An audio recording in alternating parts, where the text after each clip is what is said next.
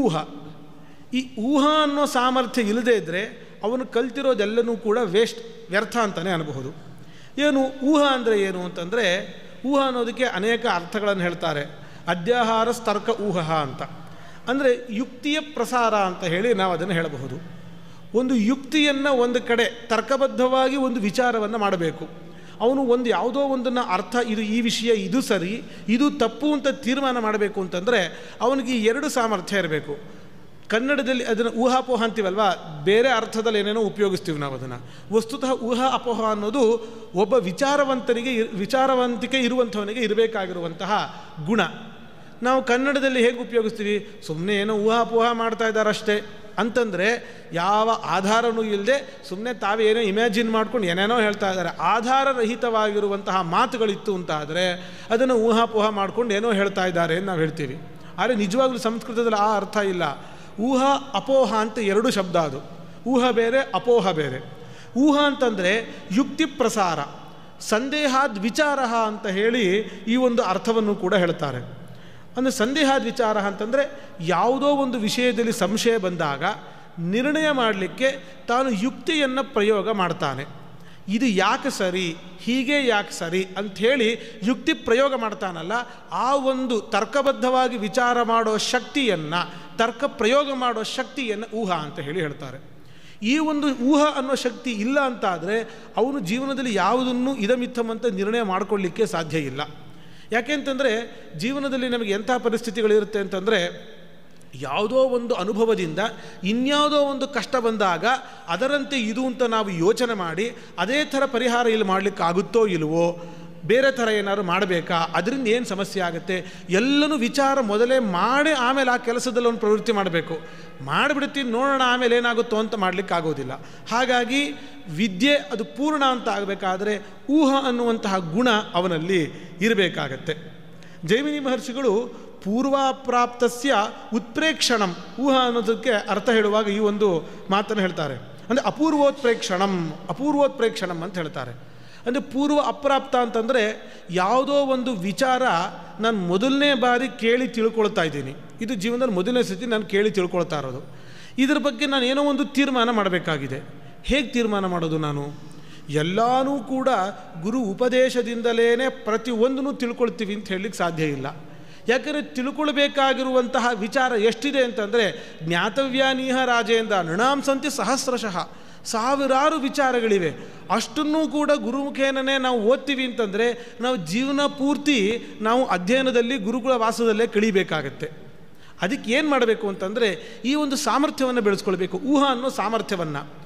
ಯಾವುದೋ ಒಂದು ಹೊಸ ವಿಚಾರ ನಮಗೆ ಸಿಕ್ಕಾಗಲೂ ಕೂಡ ಇದು ಈ ರೀತಿಯಾಗೇ ಸರಿ, ಈ ರೀತಿಯಾಗ ಅಲ್ಲ ಅಂತ ನಾವು ನಿರ್ಣಯ ಮಾಡಬೇಕು. ಗುರುಮುಖೇನ ಅಧ್ಯಯನ ಮಾಡಿರುವಂತಹ ವಿಚಾರಗಳೇನಿರುತ್ತೆ, ಅಲ್ಲಿ ತಿಳಿದುಕೊಂಡಿರುವಂತಹ ಯುಕ್ತಿಗಳೇನಿರುತ್ತೆ, ಆ ಯುಕ್ತಿಯನ್ನು ಇಲ್ಲಿ ಪ್ರಯೋಗ ಮಾಡಿ ನಾವು ನಿರ್ಣಯವನ್ನು ಮಾಡಿಕೊಳ್ಬೇಕಾಗುತ್ತೆ. ಈ ಒಂದು ಶಕ್ತಿ ತುಂಬ ಮುಖ್ಯವಾಗಿ ಇರುವಂಥದ್ದು. ಇದು ಊಹ. ಇನ್ನೊಂದು ಅಪೋಹ. ಅಪೋಹ ಅನ್ನೋ ಶಬ್ದಕ್ಕೆ ಎಕ್ಸಾಕ್ಟ್ ಸರಿಯಾಗಿ ಅರ್ಥ ಇರೋದೇ ಪರಿತ್ಯಾಗ. ಅಪ ಊಹ. ಈ ಊಹ ಅನ್ನೋ ಶಬ್ದಕ್ಕೆ ಅಪ ಅನ್ನೋದು ಉಪಸರ್ಗ ಸೇರಿಸಿದ್ರೆ ಅಪೋಹ ಆಗುತ್ತೆ ಅಷ್ಟೇ. ಅದನ್ನು ಅಪ ಅಂತನ್ನೋದು ವಿಪರೀತ ಅನ್ನೋ ಅರ್ಥವನ್ನು ಕೊಡುವಂಥದ್ದು ಒಂದು ಉಪಸರ್ಗ. ಅಪೋಹ ಅಂತಂದರೆ ಯಾವುದಾದ್ರೂ ಒಂದು ಇದು ಸರಿ ಅಂತ ತೀರ್ಮಾನ ಮಾಡಲಿಕ್ಕೆ ಮಾಡುವ ತರ್ಕಗಳನ್ನು ಊಹ ಅಂತಂದರೆ, ಇನ್ನೊಂದು ಯಾಕೆ ತಪ್ಪು ಅಂತ ನಿರ್ಣಯ ಮಾಡಲಿಕ್ಕೋಸ್ಕರ ಮಾಡುವ ಯುಕ್ತಿ ಪ್ರಯೋಗಗಳನ್ನು ಅಪೋಹ ಅಂಥೇಳಿ ಕರೀತಾರೆ. ನೋಡಿ, ನಮಗೆ ಶಾಸ್ತ್ರದಲ್ಲಿ ನೀವು ನೋಡಿರ್ತೀರಿ, ಎಲ್ಲ ವಿದ್ವಾಂಸರು ಸೇರಿ ವಾಕ್ಯಾರ್ಥ ಮಾಡ್ತಾರೆ, ಜೋರು ವಾಯ್ಸಿಂದ ವಾಕ್ಯಾರ್ಥ ಮಾಡ್ತಾ ಇರ್ತಾರೆ ಅಂತ. ಅದು ಯಾಕೆ ಬೇಕು ನಿಮಗೆ? ನಿಮ್ಮದು ನೀವು ಇಟ್ಕೊಳ್ಳಿ, ಇದೆಲ್ಲ ಚರ್ಚೆ ಏನಕ್ಕೆ ಬೇಕು? ನಮ್ಮದು ನಾವು ಸರಿ, ಅವ್ರದ್ದವರು ಸರಿ, ನಿಮ್ಮದು ನೀವು ಸರಿ ಅಂತ ಇಟ್ಕೊಂಡು ಹೋಗ್ಬಿಡ್ಬಹುದಲ್ವ ಅಂತಂದರೆ ಖಂಡಿತ ಹಾಗೆ ಮಾಡಲಿಕ್ಕೆ ಸಾಧ್ಯ ಇಲ್ಲ. ಯಾವತ್ತೂ ಸತ್ಯ ಅನ್ನುವಂಥದ್ದು ಏಕಮುಖವಾಗಿ ಒಂದೇ ಇರುತ್ತೆ ಹೊರತು ಅವ್ರಿಗದು ಸತ್ಯ, ನಿಮಗೆ ಇದು ಸತ್ಯ, ಇದಾಗಲಿಕ್ಕೆ ಹೇಗೆ ಸಾಧ್ಯ? ಹಾಗಾಗಲಿಕ್ಕೆ ಸಾಧ್ಯ ಇಲ್ಲ. ನೋಡಿ, ಈಗ ನಾವು ಚಿಕ್ಕವರಿದ್ದಾಗೆಲ್ಲ ನಾವು ಒಂದು ಕೆಲವು ಫೋಟೋಗಳು ನೋಡ್ತಾ ಇದ್ವಿ. ಒಂದು 6 ಅಂತ ಒಂದು ನಂಬರ್ ಬರೆದಿರುತ್ತೆ. ಒಬ್ಬ ಆ ಕಡೆ ನಿಂತಿರ್ತಾನೆ, ಇನ್ನೊಬ್ಬ ಈ ಕಡೆ ನಿಂತಿರ್ತಾನೆ. ಅವನು ಇದರ 9 ಅಂತ ಹೇಳ್ತಾ ಇರ್ತಾನೆ, ಇವನು 6 ಅಂತ ಹೇಳ್ತಾ ಇರ್ತಾನೆ. ಯಾವುದು ಸರಿ? 9 ಸರಿಯೋ 6 ಸರಿಯೋ ಅಂತಂದರೆ ಎರಡೂ ಸರಿ. 9 ಅನ್ನೋದು ಸರಿ, 6 ಅನ್ನೋದು ಸರಿ. ಅಂಥ ಉದಾಹರಣೆ ಕೊಟ್ಟು ಈ ಉದಾಹರಣೆನ ಏನು ಮಾಡೋರು ಏಮಾರಿಸೋರು ಅಂತಂದರೆ, ಹಾಗಾಗಿ ಅದೂ ಸರಿ ಇದೂ ಸರಿ, ವಿರುದ್ಧವಾದ ಎರಡು ವಿಚಾರಧಾರೆಗಳನ್ನು ಅದು ಅವ್ರಿಗೆ ಸರಿ ಇದು ಸರಿ ಎರಡನ್ನೂ ಒಪ್ಕೊಳ್ಳಿ ಏನು ತಪ್ಪಾಗಬೇಕು ಅಂತ ಹೇಳೋ ಹಾಗಿಲ್ಲ ನೋಡಿ. ಯಾಕೆಂದರೆ ಅದೇ ಉದಾಹರಣೆಯಲ್ಲಿ ನೋಡಿ, 9 ಅನ್ನೋದು ಸರಿನೋ 6 ಅನ್ನೋದು ಸರಿನೋ ಅಂತಂದರೆ, ಒಂದು ದಿಕ್ಕಿನಲ್ಲಿ ನಿಂತು ನೋಡಿದ್ರೆ ಮಾತ್ರ 9 ಅನ್ನೋದು ಸರಿ, ಅವನೇ ಈ ದಿಕ್ಕಲ್ಲಿ ಬಂದ್ಬಿಟ್ಟು 9 ಅಂದರೆ ಅದು ತಪ್ಪು. ಈ ದಿಕ್ಕಿನಲ್ಲಿ ನಿಂತು ನೋಡಿ 6 ಅಂದರೆ ಮಾತ್ರ ಸರಿ, ಅವನೇ ಇನ್ನೊಂದು ದಿಕ್ಕಿನಲ್ಲಿ ಬಂದ್ಬಿಟ್ಟು 6 ಅಂತಂದರೆ ಅದು ತಪ್ಪು. ಆ ದಿಕ್ಕಿಗೆ ಮಾತ್ರ ಅದು ಸರಿ, ಈ ದಿಕ್ಕಿಗೆ ಮಾತ್ರ ಇದು ಸರಿ ಅಂತ ಆಗಿರುತ್ತೆ.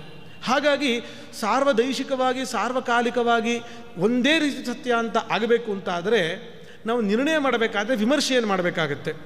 ಶಾಸ್ತ್ರಗಳಲ್ಲಿ ಅದಕ್ಕೆ ಏನು ಮಾಡ್ತಾರೆ ಅಂದರೆ ಸ್ವಪಕ್ಷ ಸಾಧನ ಪರಪಕ್ಷ ನಿರಾಕರಣ ಅಂತ ಹೇಳಿ 2 ಭಾಗವನ್ನು ಮಾಡ್ಕೊಳ್ತಾರೆ. ಸ್ವಪಕ್ಷ ಸಾಧನ ಅಂತಂದರೆ ಈ ವಿಷಯ, ನಾವು ನಂಬಿರುವಂತಹ ವಿಷಯ ಇದು ಯಾಕೆ ಸರಿ ಅಂತ ಹೇಳಬೇಕು. ಇದು ಯಾಕೆ ಸರಿ ಅಂತ ಅನೇಕ ಆಧಾರಗಳನ್ನೆಲ್ಲ ಪ್ರಮಾಣಗಳನ್ನೆಲ್ಲ ಕೊಟ್ಟು ಸಮರ್ಥನೆ ಮಾಡಿ ಅಲ್ಲಿಗೆ ನಿಲ್ಲಿಸೋದಿಲ್ಲ. ಅದು ಯಾವಾಗ ಪರಿಪೂರ್ಣ ಆಗುತ್ತೆ ಅಂತಂದರೆ, ಇನ್ನೊಂದು ಅರ್ಥ ಅಥವಾ ಇನ್ನೊಂದು ವಿಚಾರ ಯಾಕೆ ತಪ್ಪು ಅಂತ ಹೇಳಿ ಅದನ್ನು ಪ್ರೂವ್ ಮಾಡೋ ತನಕ ಇದು ಪರಿಪೂರ್ಣ ಅಂತ ಆಗೋದಿಲ್ಲ. ಇನ್ನೊಂದು ತಪ್ಪು ಅಂತ ತೋರಿಸ್ಕೊಡೋದು ಅಷ್ಟೇ ಮುಖ್ಯ ಆಗುತ್ತೆ. ಹಾಗಾಗಿ ಇನ್ನೊಂದು ತಪ್ಪು ಯಾಕೆ ಅಂತ ಹೇಳಿದಾಗ ಇದು ಯಾಕೆ ಸರಿ ಅಂತ ಅನ್ನೋದು ತುಂಬ ಗಟ್ಟಿಯಾಗುತ್ತೆ. ಎರಡೂ ಬೇಕಾಗುತ್ತೆ. ಆ ಒಂದು ಶಕ್ತಿ, ಬುದ್ಧಿಶಕ್ತಿ ಏನಿದೆ ಅದನ್ನೇ ಒಂದನ್ನು ಊಹಾ ಅಂತ ಕರೀತಾರೆ, ಇನ್ನೊಂದನ್ನು ಅಪೋಹ ಅಂತ ಹೇಳ್ತಾರೆ. ಇನ್ನೊಂದು ಯಾಕೆ ತಪ್ಪು ಅಂತ ತೀರ್ಮಾನ ಮಾಡೋದನ್ನು. ಹಾಗಾಗಿ ಊಹಾ ಅಪೋಹ ಅಂತ ಅನ್ನೋದು 2 ಬುದ್ಧಿಯ ಗುಣ. 5, 6 ಆಯಿತು. ಇನ್ನು 7, 8 ಯಾವುದು ಅಂತಂದರೆ ಅರ್ಥವಿಜ್ಞಾನ ಮತ್ತು ತತ್ವಜ್ಞಾನ ಅಂತ ಒಂದು ಶಬ್ದವನ್ನು ಉಪಯೋಗ ಮಾಡ್ತಾರೆ. ಇದು ಶಾಸ್ತ್ರಗಳಲ್ಲಿ ಬೇರೆ ಬೇರೆ ರೀತಿ ಶಬ್ದಗಳಿಂದ ಬೇರೆ ರೀತಿಯ ಇದನ್ನು ಹೇಳಿದ್ದಾರೆ. ಬಟ್ ಅರ್ಥಜ್ಞಾನ ಮತ್ತು ತತ್ವಜ್ಞಾನ ಅಂತಂದರೆ ಇದು ತಾತ್ಪರ್ಯ ಜ್ಞಾನ ಅಂತ ಹೇಳಿ ಅದನ್ನು ಹೇಳ್ತಾರೆ ಶಾಸ್ತ್ರದಲ್ಲಿ. ಒಂದು ಅವಾಂತರ ತಾತ್ಪರ್ಯ ಜ್ಞಾನ, ಇನ್ನೊಂದು ಮುಖ್ಯ ತಾತ್ಪರ್ಯ ಜ್ಞಾನ ಅಂತ. ತಾತ್ಪರ್ಯ ಅಂದರೆ ಏನು ನೋಡಿ, ಒಂದು ಸಣ್ಣ ಉದಾಹರಣೆ ಕೊಡೋದಾದರೆ, ಯಾವುದೋ ಒಂದು ವಾಕ್ಯ ಹೇಳಿದ್ರೆ ಆ ಶಬ್ದಕ್ಕೆ ಸರಿಯಾಗಿ ಎಕ್ಸಾಕ್ಟ್ ಮೀನಿಂಗ್ ಹೊಂದಿರುತ್ತೆ, ಆದರೆ ಅದರ ತಾತ್ಪರ್ಯ ಅರ್ಥ ಬೇರೆ ಆಗಿರುತ್ತೆ. ಮಗ ಏನೋ ಒಂದು ತಪ್ಪು ಮಾಡಿಬಿಡ್ತಾನೆ, ತಪ್ಪು ಮಾಡಿದಾಗ ತಂದೆಗೆ ಸಿಟ್ಟು ಬಂದು ಹೇಳ್ತಾನೆ ಹೋಗಿ ಮಣ್ಣು ತಿನ್ನು ಅಂತ.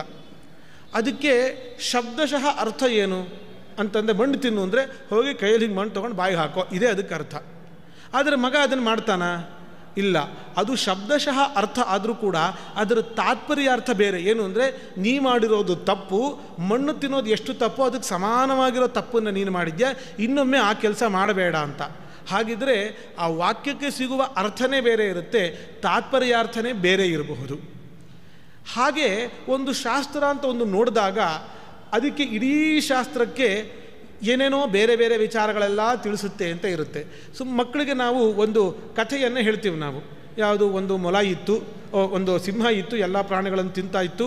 ಕೊನೆಗೆ ಪ್ರಾಣಿಗಳೆಲ್ಲ ಸೇರಿ ಒಪ್ಪಂದ ಮಾಡಿಕೊಂಡು ನಾವೇ ಒಂದು ಪ್ರಾಣಿನ ಕಳಿಸ್ತೀವಿ ದಿನ ಅಂತ ಹೇಳುತ್ತೆ. ಕೊನೆಗೆ ಒಂದು ದಿವಸ ಮೊಲ ತಲೆ ಉಪಯೋಗಿಸಿ ಅದನ್ನು ಕರ್ಕೊಂಡು ಹೋಗಿ ಇನ್ನೊಂದು ಸಿಂಹ ಇತ್ತು ಅಂತ ತೋರಿಸಿ ಬಾವಿಯನ್ನು ತೋರಿಸಿ ಅದು ಬಿದ್ದು ಸಾಯೋ ಹಾಗೆ ಮಾಡ್ತು. ಇಡೀ ಕಥೆಯಲ್ಲಿ ಕಮ್ಮಿ ಅಂದರೂ ಒಂದು 30-40 ವಾಕ್ಯಗಳನ್ನು ನಾವು ಪ್ರಯೋಗ ಮಾಡಿರ್ತೀವಿ. ಇಡೀ ಒಂದು ಈ 40-50 ವಾಕ್ಯಗಳಿದೆಯಲ್ವಾ, ಇದರ ತಾತ್ಪರ್ಯ ಎಲ್ಲಿರುತ್ತೆ? ನಿಜವಾಗ್ಲೂ ಯಾವ ಘಟನೆಯೂ ನಡೆದಿರೋದಿಲ್ಲ, ಯಾವ ಸಿಂಹ ಬಂದಿರೋದಿಲ್ಲ, ಯಾವ ಮೊಲ ಹೋಗಿ ಏನು ಮಾತಾಡಿರೋದಿಲ್ಲ, ಏನೂ ನಡೆದಿಲ್ಲ. ತಾತ್ಪರ್ಯ ಅರ್ಥ ಏನಿರುತ್ತೆ ಅಂತಂದರೆ, ಶಕ್ತಿಗಿಂತ ಯುಕ್ತಿ ಮೇಲು. ದೇಹ ಶಕ್ತಿ ಎಷ್ಟಿದ್ರೇನು ತಲೆ ಸರಿಯಾಗಿ ಯೋಚನೆ ಮಾಡುವಂಥ ಸಾಮರ್ಥ್ಯ ಇರಬೇಕು. ಎಷ್ಟು ಶಕ್ತಿಶಾಲಿಯಾಗಿದ್ದರೂ ಒಂದು ಸರಿಯಾಗಿ ಯೋಚನೆ ಮಾಡೋಕ್ಕಾಗಲಿಲ್ಲ ಆ ಸಿಂಹಕ್ಕೆ. ಒಟ್ಟು ಶಕ್ತಿಗಿಂತ ಯುಕ್ತಿ ಮೇಲು ಅಂತ ತಿಳಿಸೋದು ಅದು ತಾತ್ಪರ್ಯ, ಇಡೀ ಇದರ ತಾತ್ಪರ್ಯ ಅರ್ಥ. ಹಾಗಾಗಿ ಇಡೀ ಶಾಸ್ತ್ರಕ್ಕೂ ಹಾಗೊಂದು ತಾತ್ಪರ್ಯ ಅರ್ಥ ಅಂತ ಇರುತ್ತೆ. ನೀವು ಶಾಸ್ತ್ರದ ಒಂದೊಂದೇ ವಾಕ್ಯ ನೋಡಿದ್ರೆ ಅಥವಾ ಒಂದೊಂದು ಸಣ್ಣ ಸಣ್ಣ ಪ್ರಕರಣಗಳು ನೋಡಿದ್ರೆ ಇದು ಈ ವಿಷಯ ತಿಳಿಸ್ತಾ ಇದೆ, ಇದು ಈ ವಿಷಯ ತಿಳಿಸ್ತಾ ಇದೆ, ಇದು ಈ ವಿಷಯ ತಿಳಿಸ್ತಾ ಇದೆ ಅಂತ ಇರಬಹುದು. ಆದರೆ ಇಡೀ ಶಾಸ್ತ್ರವನ್ನು ಸಮಗ್ರವಾಗಿ ತಗೊಂಡಾಗ ಅದಕ್ಕೆ ತಾತ್ಪರ್ಯ ಏನಿರುತ್ತೆ ಅಂತಂದರೆ, ತೇಷಾಂ ದುಃಖ ಪ್ರಹಾಣಾಯ ಶ್ರುತಿರೇಷ ಪ್ರವರ್ತತೆ. ಜೀವರೆಲ್ಲರೂ ಸಂಸಾರದಲ್ಲಿ ದುಃಖದಲ್ಲಿ ಒದ್ದಾಡ್ತಾ ಇದ್ದಾರೆ. ಆ ಸಾಂಸಾರಿಕ ಕ್ಲೇಶದಿಂದ ಇವರನ್ನು ಹೊರಗೆ ತರಬೇಕು, ಇದು ವೇದದ ಪರಮ ಉದ್ದೇಶವಾಗಿದೆ. ಆ ಸಂಸಾರ ಕ್ಲೇಶದಿಂದ ಇವ್ರಿಗೂ ಹೊರಗೆ ತರಲಿಕ್ಕೆ ಏನು ಬೇಕಾಗಿದೆ ಅದನ್ನು ಹೇಳೋದೇ ಶ್ರುತಿಯ ಮುಖ್ಯ ಉದ್ದೇಶ ಆಗಿರುತ್ತೆ, ಮುಖ್ಯ ತಾತ್ಪರ್ಯ ಅಲ್ಲೇ ಇರುತ್ತೆ. ದೇವರು ಮೊದಲಾದ ತಾತ್ವಿಕ ವಿಚಾರಗಳನ್ನು ಹೇಳೋದು. ಅದರಲ್ಲೂ ಕೂಡ ಅವಾಂತರ ತಾತ್ಪರ್ಯ, ಮಹಾ ತಾತ್ಪರ್ಯ ಅಂತ 2 ರೀತಿಯಾಗಿರುತ್ತೆ. ಅವಾಂತರ ತಾತ್ಪರ್ಯ ಅಂತಂದರೆ ಸಣ್ಣ ಪುಟ್ಟ ಇಷ್ಟಿಷ್ಟು ವಾಕ್ಯಗಳಿಗೆ ಒಂದೊಂದು ಸಣ್ಣ ಸಣ್ಣ ಅರ್ಥವನ್ನು ತಿಳಿಸೋದ್ರಲ್ಲಿ ತಾತ್ಪರ್ಯ ಇರುತ್ತೆ, ಅದು ಅವಾಂತರ ತಾತ್ಪರ್ಯ ಅಂತ ಹೇಳಿ ಕರಿತೀವಿ. ಟೋಟಲಾಗಿ ಅಷ್ಟಕ್ಕೂ ಸೇರಿಸಿ ಇನ್ನೊಂದು ಪರಮ ಮುಖ್ಯವಾಗಿರುವ ಒಂದು ಉದ್ದೇಶವನ್ನು ತಿಳಿಸೋದಾಗಿರುತ್ತೆ, ಅದನ್ನು ಮಹಾ ತಾತ್ಪರ್ಯ ಅಂತ ಹೇಳಿ ಕರೀತಾರೆ. ಹೀಗೆ ಈ ಅವಾಂತರ ತಾತ್ಪರ್ಯವನ್ನು ಅರ್ಥವಿಜ್ಞಾನ ಅಂತ ಕರೆದಿದ್ದಾರೆ, ಮಹಾ ತಾತ್ಪರ್ಯವನ್ನು ತತ್ವಜ್ಞಾನ ಅಂತ ಹೇಳಿ ಕರೀತಾರೆ. ಹೀಗೆ ಈ ಎರಡರ ಜ್ಞಾನವನ್ನು ಅವನು ಪಡ್ಕೊಳ್ಬೇಕು. ಅಂದರೆ ತುಂಬ ಚೆನ್ನಾಗಿ ಶಾಸ್ತ್ರ ಎಲ್ಲ ಓದ್ಕೊಂಡಿದ್ದಾರೆ, ಆದರೆ ಇದನ್ನೆಲ್ಲ ಓದಿದ ಮೇಲೆ ಇದರಿಂದ ಏನು ಹೇಳ್ತಾ ಇದ್ದಾರೆ, ಏನು ಉದ್ದೇಶ ನಮಗೆ ತಿಳಿಸೋಕ್ಕೆ ಇದ್ರ ಮನಸ್ಸಿನಲ್ಲಿತ್ತು ಅದು ಗೊತ್ತೇ ಆಗಲಿಲ್ಲ ಅಂದರೆ ಏನು ಉಪಯೋಗಕ್ಕೆ ಬಂತು? ತಾತ್ಪರ್ಯಗ್ರಾಹಿ ಆಗಿರಬೇಕು, ಅದು ಬಿಟ್ಟು ಬೇರೆ ಏನು ಇನ್ನೇನು ಆಗಿರಬಾರ್ದು. ಮೇಲ್ನೋಟಕ್ಕೆ ಏನು ಅರ್ಥ ಕಾಣುತ್ತೆ ಅಷ್ಟು ಮಾತ್ರ ಸ್ವೀಕಾರ ಮಾಡಿ ಇಷ್ಟೇ ಸಾಕು ಅಂತ ಕೂತ್ಕೊಂಡ್ರೆ ಅಂಥವರ ವಿದ್ಯೆ ಪರಿಪೂರ್ಣ ಆಗೋದಿಲ್ಲ ಅಂತ ಹೇಳಿ ಇದರ ಅಭಿಪ್ರಾಯ. ಹಾಗಾಗಿ ನಮಗೆ ಈ ಒಂದು ಅಷ್ಟಾಂಗವಾದಂತಹ ವಿದ್ಯೆ ಜ್ಞಾನ ಯಾವನಲ್ಲಿ ಇರುತ್ತೋ ಆ ವಿದ್ಯೆ ಅಂತನ್ನೋದು ಅವನ ಜೀವನದಲ್ಲಿ ಬರುವಂತಹ ಎಲ್ಲ ಕಷ್ಟವನ್ನು ಪರಿಹಾರ ಮಾಡುತ್ತೆ. ಇಲ್ಲೇನು ಹೇಳಿದ್ರು, ಆಧಿ ಅಂತಂದರೆ ಮನೋರೋಗ, ಆ ಯಾವ ಮನೋರೋಗ ದೇಹದ ಮೇಲೂ ಪರಿಣಾಮವನ್ನು ಉಂಟು ಮಾಡುತ್ತೆ ಅಂತ ಇಲ್ಲಿ ಹೇಳಿದ್ದಾರೆ. ಆ ಆಧಿಯನ್ನು ಮನೋರೋಗವನ್ನು ಪರಿಹಾರ ಮಾಡಲಿಕ್ಕಿರುವಂತಹ ಉಪಾಯ ಅಂತಂದರೆ ಇದೇ ಜ್ಞಾನ. ನಮಗೆ ಮೊದಲು ಪ್ರಶ್ನೆ ಆರಂಭ ಮಾಡಿದ್ದೆ ಅಲ್ಲಿಂದ ನಾನು, ನಮಗೂ ಕೂಡ ಜ್ಞಾನ ಇದೆಯಲ್ವಾ, ಶಾಸ್ತ್ರ ಏನು ಹೇಳುತ್ತೆ ಅಂತ ನಮ್ಗೆ ಗೊತ್ತು, ಅರ್ಜುನನ ಕೃಷ್ಣ ಏನು ಉಪದೇಶ ಮಾಡ್ದ ಅಂತ ನಮಗೆ ಗೊತ್ತು, ಅವನು ಯುದ್ಧ ಮಾಡಲ್ಲ ಅಂತ ಕೂತಾಗ ಯಾರೂ ಸಾಯಲ್ಲಪ್ಪ ಎಲ್ಲ ನಿತ್ಯ ಅಂತ ಹೇಳಿದರೆ ಅದು ನಮಗೂ ಗೊತ್ತಿದೆ. ನಮಗೂ ಕೂಡ ಗೊತ್ತಿದೆ ಎಲ್ಲ ಜೀವನ ಅಶಾಶ್ವತ, ನಾವು ಯಾವ ಕ್ಷಣದಲ್ಲಿ ಬೇಕಾದರೂ ಹೋಗ್ಬೋದು ನಮಗೂ ಗೊತ್ತಿದೆ. ಪುಣ್ಯ ಪಾಪಗಳು ಮಾತ್ರ ನಮ್ಮ ಜೊತೆ ಬರುತ್ತೆ ನಮಗೂ ಗೊತ್ತಿದೆ. ಇಷ್ಟೆಲ್ಲ ಗೊತ್ತಿದ್ದರೂ ಕೂಡ ಶಾಸ್ತ್ರ ಏನು ತಿಳಿಸ್ತಾ ಇದೆಯೋ ಅದು ನಮಗೆ ಗೊತ್ತಿದ್ದರೂ ಕೂಡ ಯಾವ ದುಃಖ ಪಡ್ತೀವಿ ನಾವು ಅಂತಂದರೆ ನಮ್ಮ ವಿದ್ಯೆ ಹೀಗೆ ಅಷ್ಟಾಂಗ ಆಗಿಲ್ಲ, ಅದು ಪರಿಪೂರ್ಣ ಆಗಿಲ್ಲ. ಗುರು ಶುಶ್ರೂಷೆ ಸರಿ ಇಲ್ಲದೆ ಇರಬಹುದು, ಊಹಾ ಸಾಮರ್ಥ್ಯ ನಮಗೆ ಸಲ್ಲದಿರಬಹುದು, ಧಾರಣ ಶಕ್ತಿ ಇಲ್ಲದೆ ಇರಬಹುದು, ಎಲ್ಲೋ ಯಾವುದೋ ವಿಚಾರ ಹೇಳಿರ್ತಾರೆ ಅದು ನೆನಪಿಗೆ ಬರದೇ ಇರಬಹುದು ನಮಗೆ. ಹೀಗೆ ಅಪರಿಪೂರ್ಣವಾಗಿರುತ್ತೆ ನಮ್ಮ ಜ್ಞಾನ. ಅದರಿಂದಾಗಿ ಅದರ ಪೂರ್ಣ ಫಲ ನಮಗೆ ಸಿಗಲ್ಲ. ಎಷ್ಟು ಪರಿಣಾಮಕಾರಿಯಾಗಿ ನಮ್ಮ ಅಧ್ಯಯನ ಇರುತ್ತೋ ಅದರ ಫಲವೂ ಕೂಡ ಅಷ್ಟೇ ಇರುತ್ತೆ ಅಂತ ಅನ್ನೋದನ್ನು ನಾವು ಇದರಿಂದ ಅಂದಾಜು ಮಾಡಿಕೊಳ್ಬೇಕು. ಹಾಗಾಗಿ ನಮಗೇನಾದರೂ ಕೂಡ ಮಾನಸಿಕ ಕ್ಲೇಶಗಳನ್ನು ಕಳ್ಕೊಳ್ಬೇಕು ಅಂತಂದರೆ ನಮ್ಮ ವಿದ್ಯೆಯ ಕ್ವಾಲಿಟಿ, ಇಲ್ಲೇನು ಅಷ್ಟಾಂಗ ವಿದ್ಯೆ ಅಂತ ಹೇಳ್ತಾರೆ ಅದನ್ನು ಹೆಚ್ಚು ಮಾಡ್ಕೊಳ್ತಾ ಹೋಗಬೇಕು. ಅದರ ಕ್ವಾಲಿಟಿಯನ್ನು ನಾವು ಬೆಳೆಸ್ಕೊಂಡಾಗ ಸಹಜವಾಗಿ ನಮಗೆ ಈ ಮಾನಸಿಕ ಕ್ಲೇಶಗಳ ಪರಿಹಾರ ಆಗುತ್ತೆ ಅಂತ ಹೇಳಿ ಗೊತ್ತಾಗುತ್ತೆ. ಮುಂದುವರಿತಾ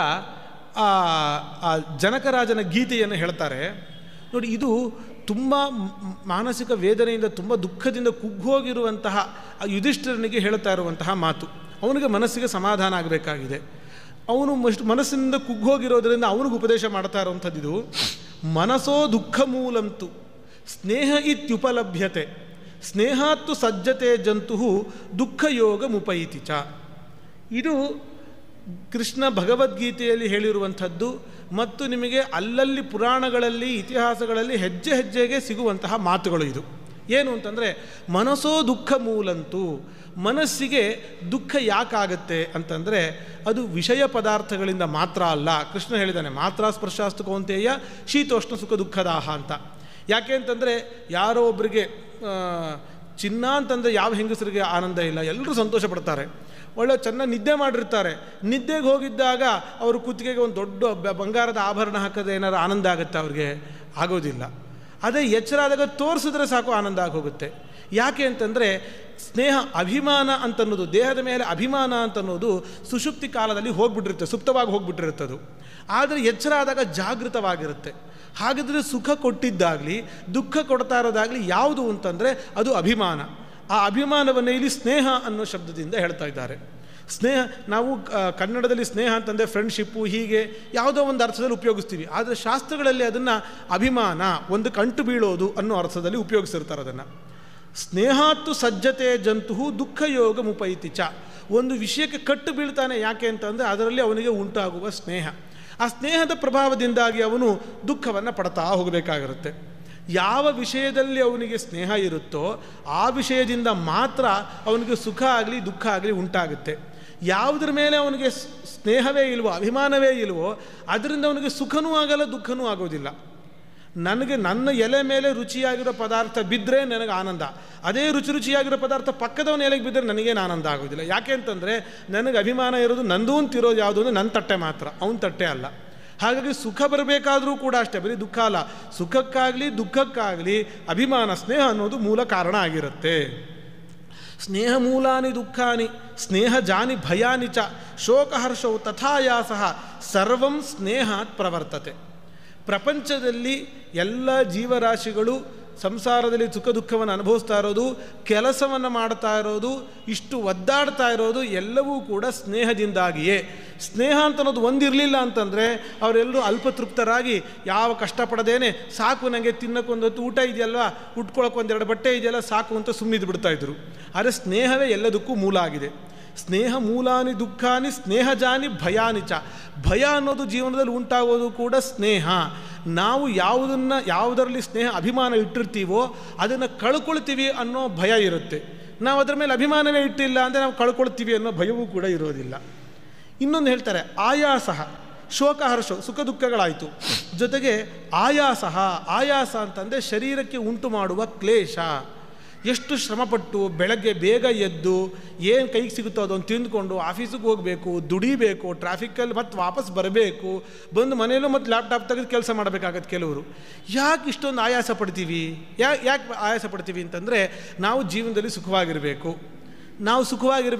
ನಮ್ಮವರೆಲ್ಲ ಸುಖವಾಗಿರಬೇಕು ಅಂಥೇಳಿ ನಮ್ಮ ದೇಹದ ಮೇಲಿರುವಂತಹ ಅಭಿಮಾನ, ನಮ್ಮವರ ಮೇಲಿರುವಂತಹ ಅಭಿಮಾನದಿಂದಾಗಿ ಇಷ್ಟೆಲ್ಲ ಕೆಲಸವನ್ನು ಮಾಡ್ತೀವಿ. ಯಾರಿಗೆ ಅಭಿಮಾನ ಇರುವೋ ಅವ್ರು ಯಾರಿಗೂ ಕೂಡ ಈ ಒಂದು ಆಯಾಸವೂ ಕೂಡ ಇರೋದಿಲ್ಲ. ಸ್ನೇಹಾದ್ ಭಾವ ಅನುರಾಗಶ್ಚ ಪ್ರಜಜ್ಞೆ ವಿಷಯೇ ತಥಾ ಅಶ್ರೇಯಸ್ಕಾವುಭಾವೇತೋ ಪೂರ್ವಸ್ತತ್ರ ಗುರುಸ್ಮೃತಃ. ಸ್ನೇಹದಿಂದಾಗಿ ಈ ಎರಡು ಉಂಟಾಗುತ್ತೆ. ಒಂದು ಭಾವ, ಇನ್ನೊಂದು ಅನುರಾಗ. ಈ ಎರಡು ಸ್ನೇಹದಿಂದಾಗಿ ಜೀವರಿಗೆ ಉಂಟಾಗುತ್ತೆ.